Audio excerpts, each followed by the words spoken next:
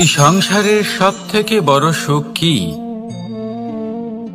কেউ বলবেন নিজের লক্ষ্য প্রাপ্ত করা, কেউ বলবেন ধন উপার্জন করা, কেউ বলবেন নিদ্রাই সব থেকে বড় সুখ, কেউ বলবেন রাজ্য লাভ করা, আবার কেউ বলবেন মাতার হাত থেকে খাবার খাওয়া, আদি ইত্যাদি। কিন্তু যদি সত্যি কথা বলি, এই সংসারের সব থেকে বড় সুখ হল সেবা করা। কখনো কাউকে সেবা করে দেখুন। এই সেবা দ্বারা অন্য কোনো মানুষের আশীর্বাদ লাভ করাতেই সুখ রয়েছে। আপনার সেবা ভাব দ্বারা যখন কোনো মানুষ নিজের অন্তরাত্মা থেকে আপনাকে আশীর্বাদ করে, তার থেকে বড় সুখ আর কিছুই নেই। কারণ প্রত্যেক মানুষের মধ্যে ঈশ্বর বাস করেন। নরের সেবাই হল নারায়ণের সেবা। নিষ্কাম সেবা করাই হলো সব থেকে বড় সুখ। তাই নিজের অন্তরে সেবার এই ভাব জাগ্রত করুন। যে সুখের কথা আমি বলছি, সেই সুখ অনুভব করেই দেখুন। এই মন সুপ্রসন্ন হয়ে বলবে, রাধা রাধা। বাহ! পুষ্পের সুবাস আমার খুব ভালো লাগে। অত্যন্ত সুন্দর হয় এই পুষ্প। এইভাবে চারিদিকে পুষ্প দেখে মন আনন্দিত হয়ে ওঠে। এবার আপনারা ভেবে দেখুন, আমার চারিদিকে পুষ্প নয়, আগুন আছে। তাহলে কি হবে? আমার শরীর কি জ্বলে যাবে না? অবশ্যই জ্বলবে। শরীরকে কি আগুনের তাপ সহ্য করতে হবে না? অবশ্যই সহ্য করতে হবে। এটাই হলো প্রকৃতির নিয়ম। এই নিয়ম কিন্তু আমরা সবাই জানি, কিন্তু আমাদের মধ্যে বেশিরভাগ মানুষ এই বিভ্রান্তি নিয়ে বাঁচি যে এই যে প্রকৃতির নিয়ম, তা আমার ওপর প্রযোজ্য নয়। তা কিন্তু নয়। আমাদের চতুর্দিকে এই যে নিসর্গ রয়েছে, আমরা তার কতটা ক্ষতি করি সেটা একবার ভেবে দেখুন। আমরা বনাঞ্চল জ্বালিয়ে দিই, বায়ু দূষিত করি, জল দূষিত করি, প্রাণীদের হত্যা আমরা করি। কেন? এই নিসর্গ আমরা নষ্ট করি, যদিও আমরা জানি যে আমরাও হলাম এই নিসর্গেরই অংশ। এবার দেখুন, শরীরের কোনো অংশে যদি আগুন ধরান, আস্তে আস্তে সমস্ত শরীরও জ্বলে যাবে। সেইভাবেই নিসর্গ যদি নষ্ট হয়ে যায়, তাহলে মনুষ্য জাতিও নষ্ট হয়ে যাবে। তাই এই যে নিসর্গ আপনি দেখছেন, এই পুষ্প, এই বৃক্ষ, বায়ু, জল, এদের সকলকে রক্ষা করুন, নষ্ট নয়। মনে রাখবেন, যদি নিসর্গ থাকে মানুষ থাকবে, যদি নিসর্গ থাকে তাহলেই জীবন থাকবে। আসুন আমার সাথে ভালোবেসে বলুন, রাধা রাধা। এই সংসারে সবাই বলেন আমি অর্জুনের মতো হয়ে উঠতে চাই। সবাই চায় যে তারাও যেন অর্জুনের মতো গান্ডীব লাভ করে। তারাও চায় যে তাদেরকেও মহাদেব এসে পশুপতি অস্ত্র দান করবেন। তারাও এটাই চায় মহাভারতের মতো মহাসংগ্রামে বিজয়ী হতে। কিন্তু সবাই ভুলে যান যে অর্জুন যা হতে পেরেছিলেন সবকিছুই অর্জন করেছিলেন। যদি আপনিও অর্জুনের মতো গান্ডীব লাভ করতে চান, তবে আপনাকেও তার মতোই শ্রেষ্ঠ কাঠ নির্বাচন করতে হবে। সেই কর্ম আপনাকেই করতে হবে।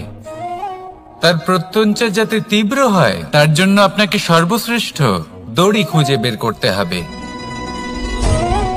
আপনার বাণ যাতে ঘাতক হয়, সেই জন্য আপনাকে নতুন নতুন ধাতু খুঁজে বের করতে হবে। সেই শিক্ষা আপনাকে লাভ করতে হবে, তবেই আপনার ইচ্ছে পূর্ণ হবে। অর্জুন হওয়া বড়ই সরল, যদি আপনি কিভাবে অর্জন করতে হয় তা জানেন। শুধুমাত্র স্বপ্ন দেখেন যারা, তারা কখনোই অর্জন করতে পারবেন না। কিন্তু যদি কেউ অজ্ঞাতবাস ভোগ করতে পারে, যদি কেউ লাক্ষাগৃহ থেকে পালিয়ে বাঁচতে পারে, যদি কেউ কঠোর তপস্যা করতে পারে, প্রতীক্ষা করতে পারে এবং পরিশ্রম করতে পারে, তাহলে সে অর্জুন অবশ্যই হয়ে উঠবে। যদি আপনি অর্জুন হয়ে উঠতে চান, তাহলে কর্ম করতে শিখুন আর আমার সাথে ভালোবেসে বলুন, রাধা রাধা। জীবন থাকলে লক্ষ্য অবশ্যই থাকবে। যদি লক্ষ্য থাকে, তার পথ অবশ্যই থাকবে। যদি পথ থাকে, তাহলে বাধা অবশ্যই থাকবে।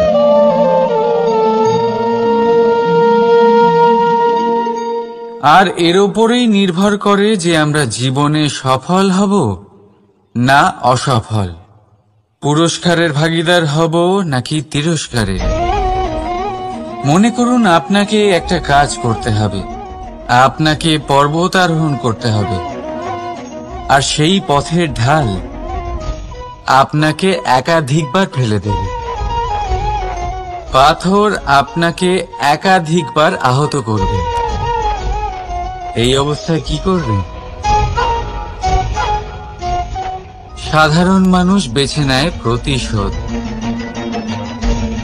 সেই পর্বতকে নষ্ট করে দেওয়ার চিন্তা ভাবনা করে, তার ভিতকে নড়িয়ে দেওয়ার কথা ভাবে সেই মানুষ।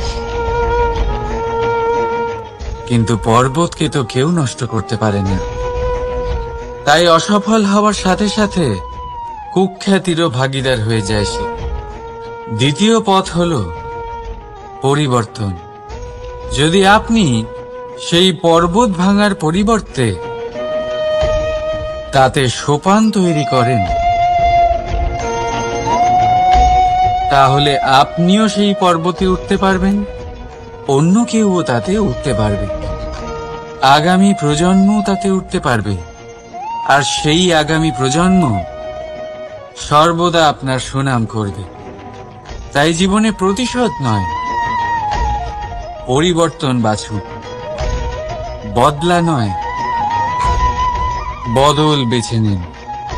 আপনার বাধা আপনার বন্ধু হয়ে যাবে। রাধা রাধা।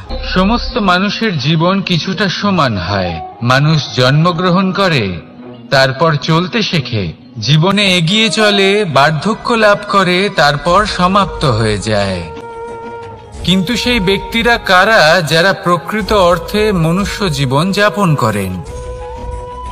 এনারা হলেন সেই ব্যক্তি যারা পড়ে গেলেও আবার উঠে দাঁড়ানোর চেষ্টা করেন, নিজের ভেঙে পড়া অস্তিত্বকে আগলে নিয়ে আবার একটা আকার দেবার চেষ্টা করেন, ভগ্ন আশাকে আবার একটা নতুন দিশা দেন।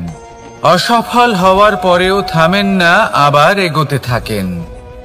অসফল হওয়ার পরে যদি আপনি থেমে যান, তাহলে সাফল্য আপনার সামনে অপেক্ষা করে, কিন্তু আপনি তা দেখতে পান না। তাই জীবনের সংঘর্ষে অংশগ্রহণ করতে শিখুন। জীবনের সংঘর্ষ থেকে পালাবেন না। আসুন আমার সাথে ভালোবেসে বলুন, রাধা রাধা। একবার একটা শেয়াল বনে বিচরণ করছিল। ও একটা ছোট্ট শাবক দেখতে পেল। ও ভাবলো, আজ একেই আমি খাবার হিসেবে গ্রহণ করব। আশেপাশে দেখলো, কেউ দেখছে না তো? কেউ ছিল না। আর সেই শাবকের ওপর আক্রমণ করল, যা হলো একটা ঘোর অপরাধ। বনের নিয়ম অনুসারে আপনি কখনোই শাবকের ওপর আক্রমণ করতে পারেন না। তারপর এই খবরটা যখন রাজা সিংহ জানতে পারলেন, সভার আয়োজন করলেন। কিন্তু সেখানে শেয়াল বলল, আমি তো এরকম কিছু করিনি। কিন্তু যদি আপনি এরকম বলেন, কোনো প্রমাণ দিন, এর কোনো সাক্ষী আছে? তখন রাজা সিংহ পেঁচাকে ডেকে পাঠালেন, যে সেই মুহূর্তে বৃক্ষের শাখার ওপর বসেছিল। সে সব কিছু দেখেছিল। পেঁচা সব সত্যি কথা বলল, আর শেয়ালকে মৃত্যুদণ্ড দেয়া হলো। এবার এই কাহিনী আমি আপনাকে কেন শোনালাম? কারণ মানুষও কখনো কখনো এরকম কর্ম করেন যা শিয়াল করেছে। এটা ভাবেন কেউ দেখছে না যখন আমি অনুচিত কর্ম করতেই পারি। কিন্তু না, আপনি যাই করুন না কেন কেউ না কেউ অবশ্যই তা দেখছে। কোনো ব্যক্তি না হলেও কোনো প্রাণী, না হলে কোনো যক্ষ বা দেব বা প্রেত। যদি এনারা কেউ না দেখেন তাহলে ধরিত্রী মাতা দেখেন যেখানে দাঁড়িয়ে আপনি সেই কর্ম করছেন, তাই না? তাই একটা কথা সবসময় মনে রাখবেন, কে দেখছেন কে দেখছেন না সেই বিষয়ে ভাবা ছেড়ে দিন। এটা খুব সহজ কথা। আপনি যদি উচিত কর্ম করেন উচিত ফল পাবেন, যদি অনুচিত কর্ম করেন তাহলে আপনি অনুচিত ফল অবশ্যই পাবেন। সেই জন্য উচিত পথে চলতে থাকুন, উচিত কর্ম করতে থাকুন, আর আমার সাথে ভালোবেসে বলুন রাধা রাধা। আপনি কখনো কোনো বাজকে নিজের বাসা বানাতে দেখেছেন? এই বাজ যখনই কোনো বাসা বানায় তখন উঁচু গাছের ডালে বা কোনো পর্বতের শিখরে বাসা বানায়, অনেক উচ্চতায়, আর সেখানে তার সন্তানও জন্মগ্রহণ করে। যখন এই সন্তানেরা জন্মায় তখন এই বাজ খুবই ভালোবেসে এবং খুব সাবধানে এদের পালন পোষণ করে। নিজের ঠোঁট দিয়ে তাদের ঠোঁটে খাবার পরিবেশন করে। কিন্তু যেই সেই সন্তানেরা হৃষ্টপুষ্ট হয়ে যায় এবং সেই কথা বাজ নিজে বুঝতে পেরে যায়, সেই বাজ নিজেই সেই বাসা ছিন্ন ভিন্ন করে দেয়। সেই সন্তান যাদের সবেমাত্র ডানা গজিয়েছে, কিভাবে উড়তে হয় তারা জানে না, সেই সন্তানগুলিকে উচ্চতা থেকে ঠেলে দেয়। সেই সন্তান প্রথমে ভয়ভীত হয়ে যায়। তারা সামনে মৃত্যুকে দেখতে পেয়ে ভয়ের কারণে তাদের ডানা ঝাপটাতে থাকে, আর সেই প্রক্রিয়াতেই সেই সন্তানগুলি উড়তে শুরু করে দেয়। এবার এই ঘটনায় আমরা কি শিক্ষা পেতে পারি? এটাই, যদি আপনি মাতা পিতা হন তাহলে নিজের সন্তানকে অবশ্যই স্নেহ করুন, কিন্তু তাদেরকে নিজের আঁচলের তলায় বেঁধে রাখবেন না। যদি আপনি চান আপনার সন্তান জীবনে উন্নতি করুক তাহলে নিজের মুঠো থেকে তাদের স্বতন্ত্র করে দিন, এই সংসারে সংঘর্ষ করতে দিন। সেই সন্তান নিজেই বুঝতে পারবে যে জন্মের সময় পাওয়া ডানা কি করে ব্যবহার করতে হয়। আর আপনার চোখের সামনে আপনার সন্তান এই আকাশে উড়তে থাকবে। তাহলে আসুন আমার সাথে ভালোবেসে বলুন রাধা রাধা। সংসারে সবচেয়ে পবিত্র মানা হয় গঙ্গা জলকে। কখনো ভেবে দেখেছেন কেন? কারণ গঙ্গা জলের আবির্ভাব অত্যন্ত শুদ্ধ হয়, তার জন্ম শুদ্ধ হয়, যেখান থেকে তার শুরু সেটাই শুদ্ধ হয়।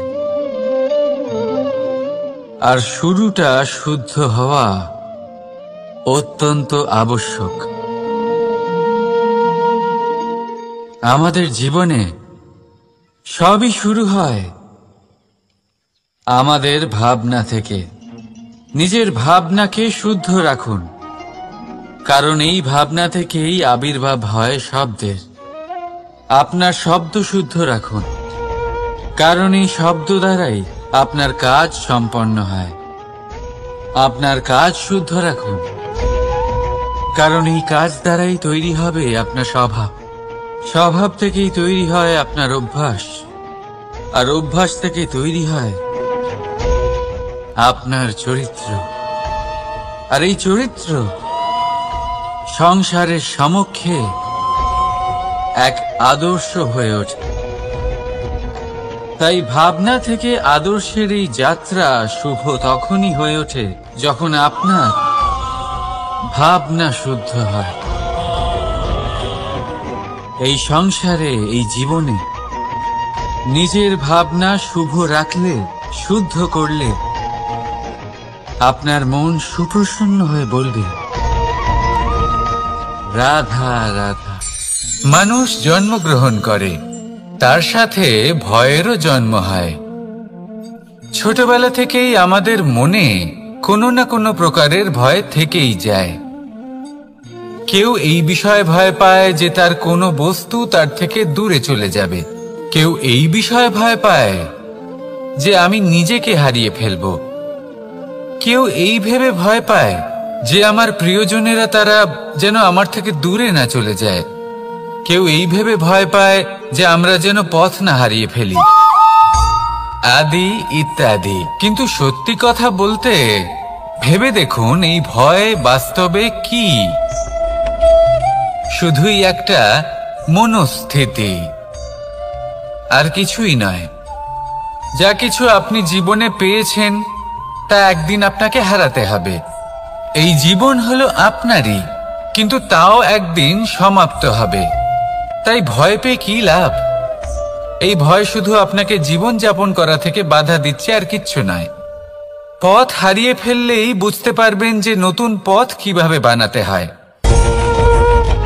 কিছু মানুষকে জীবন থেকে হারালে তবেই আপনি বুঝবেন যে আপনার আপনজনকে। এই ভয়ের কারণে ভীত হয়ে থাকবেন না। এই তারা নক্ষত্র অন্ধকারের অভাবে গুরুত্ব হারায়। শিবকেও মহাদেব হবার জন্য বিষপান করতে হয়েছিল। প্রত্যেক পরিস্থিতি, প্রত্যেক সাফল্য আপনার পরীক্ষা নেবে। তাতে উত্তীর্ণ হওয়া হলো আপনার কর্ম। যখনই আপনি ভয় পাবেন বা সংকটের সম্মুখীন হবেন, তখন সাহসের সাথে তার সম্মুখীন হন। মনে রাখবেন, যে সম্মুখীন হতে জানে, সাফল্য তার সাথে সবসময় থাকে। আসুন আর আমার সাথে ভালোবেসে বলুন, রাধা রাধা। আমাদের হাতটা দেখুন। এই হাতে 5টা আঙুল আছে, যা ভিন্ন ভিন্ন ধরনের। একরকম কেন নয়? কারণ হলো প্রত্যেকের নিজের নিজের গুরুত্ব আছে, নিজের নিজের মাহাত্ম্য আছে। এরা ভিন্ন, তাই একত্রিত হয়ে মুষ্টিবদ্ধ করা সম্ভব, যার দ্বারা আমরা আত্মরক্ষাও করতে পারি, আবার আক্রমণও করতে পারি। যদি 5টি আঙুল সমান হতো, তাহলে মুষ্টিবদ্ধ হতে পারত না, নিজেদের মধ্যে বিভ্রান্তির সৃষ্টি করত। এবার এরকমই কিছু আমাদের সংসারেও হয়। আমাদের দেশ, যেখানে একটি ভূমির ওপর ভিন্ন ভিন্ন ধর্মের মানুষ বাস করেন, ভিন্ন ভিন্ন জাতি, ভিন্ন ধর্ম, ভিন্ন ভাষা। কিন্তু যদি আমরা এটা ভাবি যে কিভাবে এই দেশকে কল্যাণের পথে নিয়ে যাওয়া যায়, কিভাবে এর বিকাশ করা সম্ভব, তাহলে আমাদের একত্রিত হওয়া শিখতে হবে। যেইভাবে 5টা আঙুল একত্রিত হয়, মুষ্টিবদ্ধ হয়, সেইভাবেই আপনার যে ভাষাই হোক, যে ধর্মই হোক, যে জাতি হোক না কেন, ঠিক আছে, আবশ্যক হলো আপনার নিজের কর্মভূমির সাথে, আপনার ধরিত্রীর সাথে যুক্ত থাকা, সাথে থাকা। তবেই দেশের উন্নয়ন সম্ভব। তবেই এই দেশ স্বতন্ত্র থাকবে, সফল হবে, আর এই মন প্রসন্ন হয়ে বলবে, রাধা রাধা। মাকড়সারা ভীষণ পরিশ্রম করে এটা তৈরি করে। নিজের শরীরের রস দিয়ে এই জাল বনে। আপনি কি এটার উদ্দেশ্য জানেন? আসলে মাকড়সা এই জালে ছোট কীটপতঙ্গ ধরে তাদেরকে খাদ্যরূপে গ্রহণ করে। কিন্তু আপনি কি এই কথা জানেন যে একদিন মাকড়সা নিজেই নিজের জালে জড়িয়ে মৃত্যুবরণ করে থাকে? বলুন, কি করেন আপনি এই জাল দেখতে পেলে? দেখতে পেলেই মুছে ফেলেন এর অস্তিত্ব, তাই না? তেমনি অন্যদিকে পাখির বাসা। পাখিরাও ভীষণ পরিশ্রম করে এটা তৈরি করে। কিন্তু যদি পাখি একদিন এটা ছেড়ে চলে যায়, তাহলেও লোকে এটা নষ্ট করে দেয় না। কারণটা কি? এর কারণ হলো এর নির্মাণ জীবন সঞ্চারের জন্য করা হয়েছিল, নষ্ট করার জন্য নয়। তাই মনে রাখবেন, জীবনে আপনার পরিশ্রম যতই বেশি হোক না কেন, যদি আপনার লক্ষ্য শুভ না হয় তাহলে আপনারও বিনাশ নিশ্চিত। তাই সৃজন করতেই থাকুন আর মুগ্ধ হয়ে বলুন, রাধা রাধা।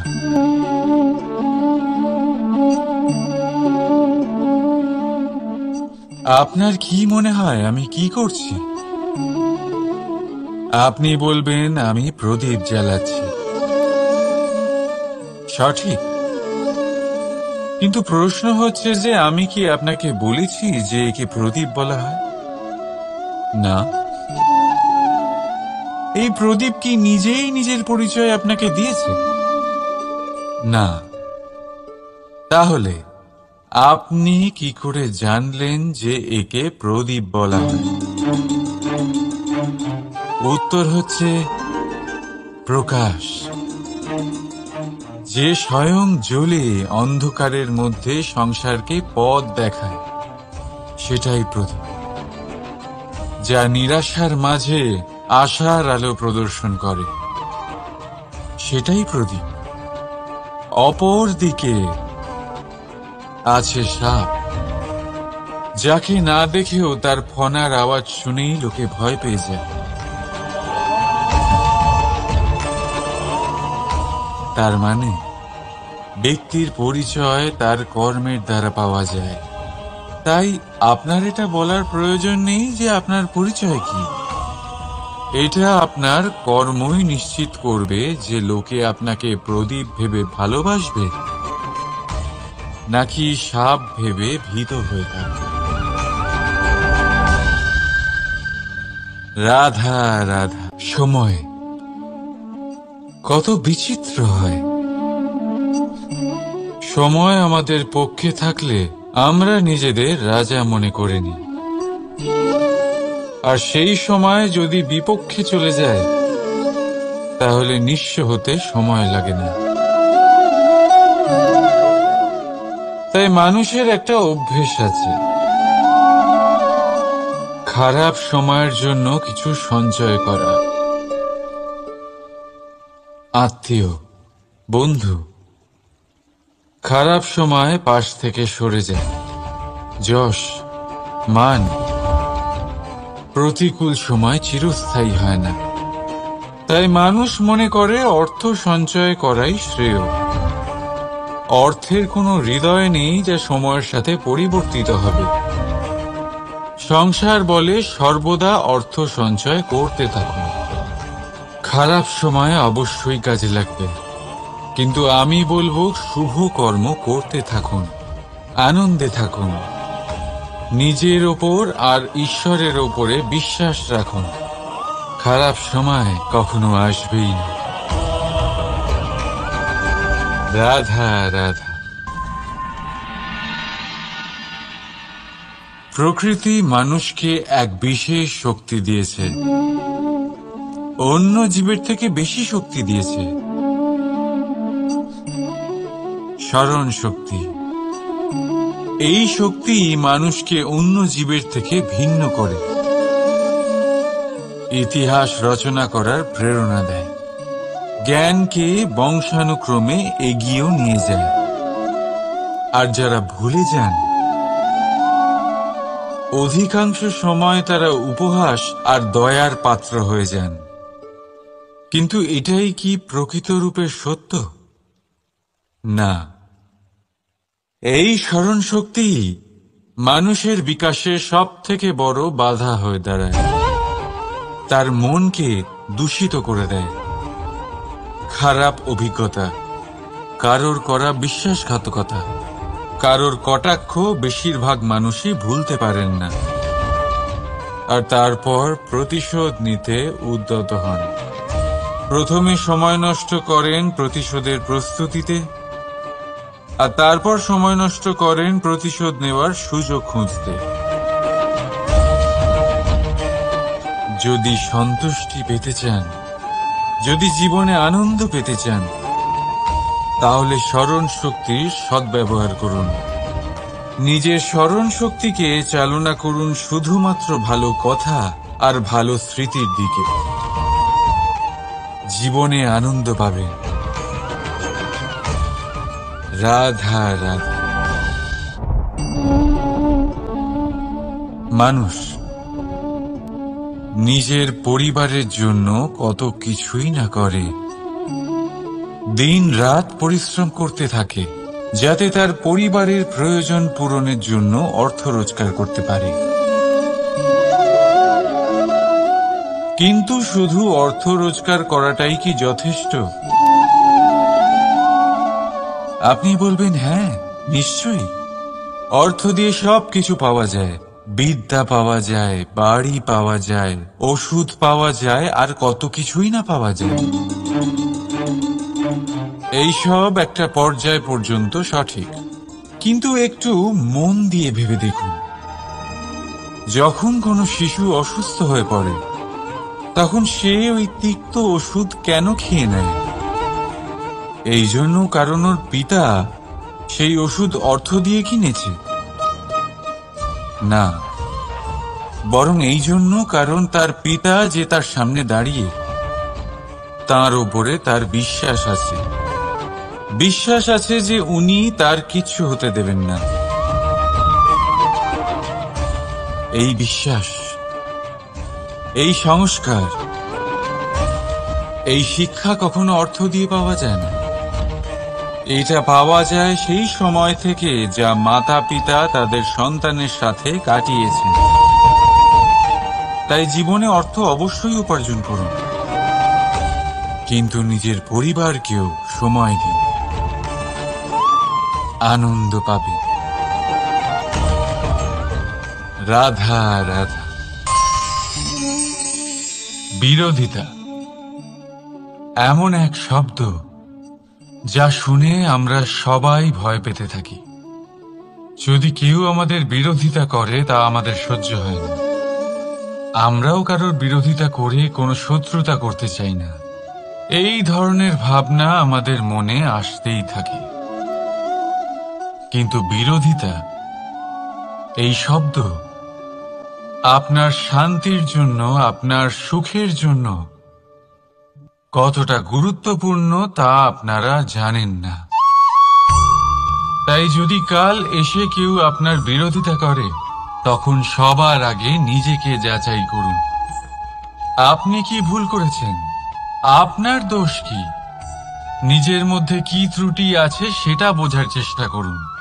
নিজেকে সংশোধন করার চেষ্টা করুন, তারপর দেখুন বিরোধিতার এই আগুন আপনাকে স্বর্ণ থেকে কুন্দন বানিয়ে তুলবে।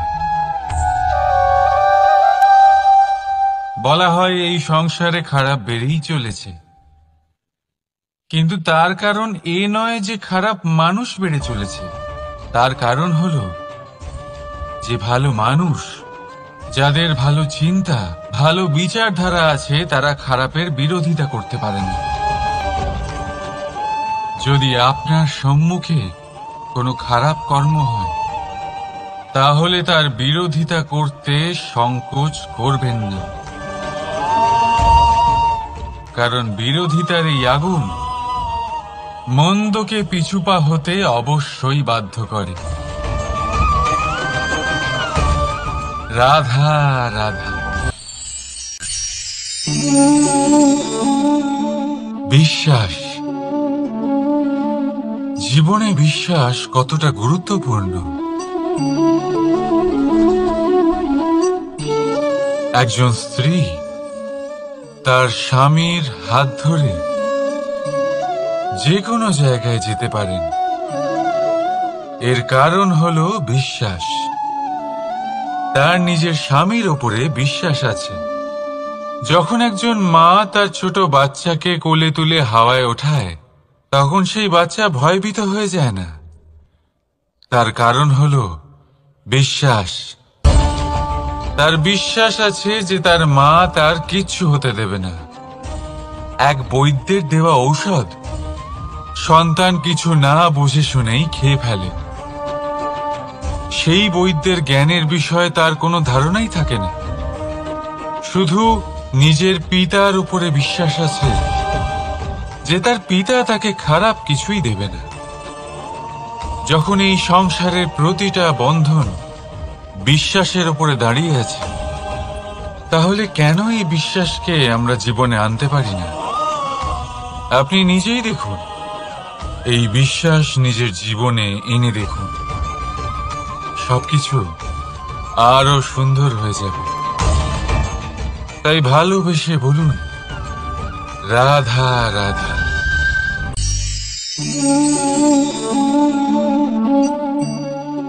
অহংকার, এই শব্দটা সবাই শুনেছেন। বহু মানুষকে আপনি এটা বলতে শুনেছেন যে ওই ব্যক্তির অহংকার আছে, ওই মানুষটির ক্ষমতার অহংকার আছে, ওই ব্যক্তির নিজের রূপ নিয়ে অহংকার আছে, ওই ব্যক্তির নিজের অর্থের অহংকার আছে, ইত্যাদি ইত্যাদি। কিন্তু এই অহংকার, এর অস্তিত্ব হয় কি করে? এবারে একবার এই হাতটা দেখুন। যদি এই হাতের 5 আঙ্গুল উঠে দাঁড়ায়, আশীর্বাদ। আর যদি এই হাতের 5টা আঙ্গুল একসাথে মুঠো হয়ে যায়, শক্তি, সংকটের বিরুদ্ধে ঢাল। কিন্তু এই একটা আঙুল সংকটের কারণ হয়ে দাঁড়াতে পারে। এই একটা আঙুল শত্রুকে আহ্বান জানায়। এবার অহংকার বলে এই শব্দটাই দেখে নিন। আমাদের থেকে আলাদা হয়ে গেলে হয় অহং। অহং অর্থাৎ ব্যক্তির মনে হয় যে সে আপনদের থেকে, নিজের বন্ধুদের এবং সঙ্গীদের থেকে, নিজের পরিবারের থেকে অনেক উপরে, অনেক শ্রেষ্ঠতর সে। কিন্তু মনে রাখবেন, এই অহংকার কোনো ব্যক্তির অস্তিত্বের বিনাশের প্রথম ধাপ। তাই ঝেড়ে ফেলে দিন এই অহংকারকে, আর বিশ্বাস করুন আমাদের ওপর, কারণ তখনই আপনি শান্তি পাবেন। আর সেই শান্তির সাথে বলে উঠবেন, রাধা রাধা।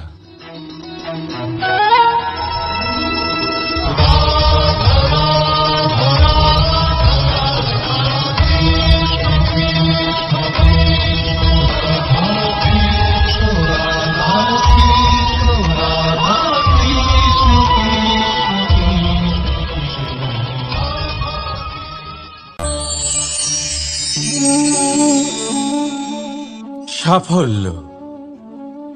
যদি আপনাকে জীবনে সাফল্য পেতে হয়, তাহলে আপনি একাধিক মানুষ পাবেন যারা একাধিক উপায় বলবে আপনাকে সাফল্য পাওয়ার। দীর্ঘ সময় ধরে পরিশ্রম, চেষ্টা, নির্ধারণ, নিষ্ঠা এই বিষয়ে ভাষণ দিতে থাকবেন। একাধিক রকমের উদাহরণ আপনার সামনে তুলে ধরবেন। কিন্তু আমার এটা মনে হয়, আমরা কেন সেই বিষয়ে কথা বলি না যা মানুষকে অসফল করে তোলে? শুধু দুটো ব্যাপার অসফল হওয়া নিশ্চিত করে। শুধু 2 ধরনের মানুষ বেশিরভাগ অসফল হন। প্রথম তারা যারা ভাবে অনেক কিছু কিন্তু কিছুই করে না। আর দ্বিতীয় তারা যারা অনেক কিছু করতে থাকে কিন্তু ভাবনা চিন্তা না করে। ভাবনা আর কর্ম, এদের মাঝে সামঞ্জস্য রাখা খুব জরুরি। যদি এটা থাকে, তাহলে জীবনে কখনো অসফল হবেন না। রাধা রাধা। আপনি অনেককে এই কথা নিশ্চয়ই বলতে শুনেছেন,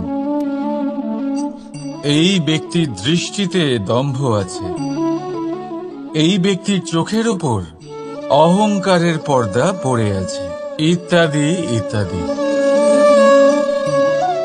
চলুন আমি আপনাকে একটা প্রশ্ন করছি। আপনি দেখেন কি দিয়ে? দৃষ্টি দিয়ে নাকি দৃষ্টিভঙ্গির সাহায্যে? ভাবুন। চিন্তায় পড়ে গেলেন নিশ্চয়ই। দৃষ্টি যে কোনো বস্তুর বা যে কোনো মানুষের শুধু বাইরের রূপটা দেখায়, যেখানে দৃষ্টিভঙ্গি আপনাকে সোজা আসল পরিচয়ের সাথে সাক্ষাৎ করায়। উদাহরণ হিসেবে চন্দ্র। চন্দ্র আমরা সবাই দেখেছি। বহু মানুষ আছেন যাদের চন্দ্র অত্যন্ত সুন্দর লাগে। আবার কিছু মানুষ এমনও আছেন যারা এই চন্দ্রের মধ্যেই দাগ খুঁজে বার করেন। এই হলো দৃষ্টিভঙ্গি। যদি নিজের দৃষ্টিভঙ্গিতে প্রেম রাখেন, ভালোবাসা রাখেন, সম্ভ্রম রাখেন, তাহলে তার বদলে আপনিও প্রেম আর সম্মান অবশ্যই পাবেন।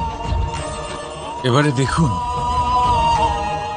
যে জল দিয়ে ঈশ্বরের মূর্তি ধোয়া হয় তাকে চরণামৃত বলা হয়। এটার কারণ দৃষ্টিভঙ্গি। এখন আপনি পাথরকে ভগবান ভেবে পুজো করবেন নাকি ভগবানকে পাথর ভেবে পরিত্যাগ করবেন?